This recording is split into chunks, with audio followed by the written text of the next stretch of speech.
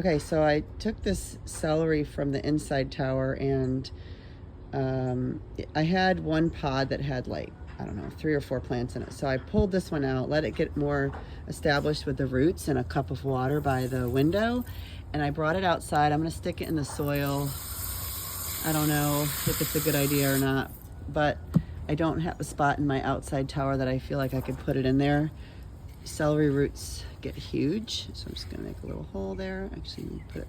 Now, these beds are very shallow on the side, and then in the middle they get really deep. And so celery likes a pretty deep. They have pretty extensive roots. It's like a big root ball. That's why you can harvest the roots and make like mashed celery. So I'm gonna stick it in there and give it some water,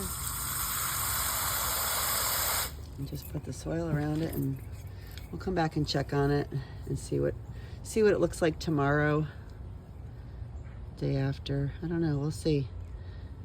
We will see what happens, but we use a lot of celery in our cooking, and I don't juice it. I know some people do, but it's a little too much for my taste. But and sometimes raw celery bothers me, so I am a problem child. I get histamine reactions from all kinds of raw things. So, all right, there's my celery in the soil now. This is that little celery that I put out here from the tower a couple weeks ago. And then I noticed that I had spider mites, compliments of the cilantro, starting on this celery inside. So I pulled it out and I just popped it in here, I don't know, a couple days ago. I could have put it in the other outside tower, but I was kind of nervous. I didn't really want to get spider mites on anything in the outside tower either. So, but what's interesting is that this plant, these are the same age plants. And when I planted this one, it almost doesn't even look like it grew much, whereas this one grew a lot while it was in the tower garden inside.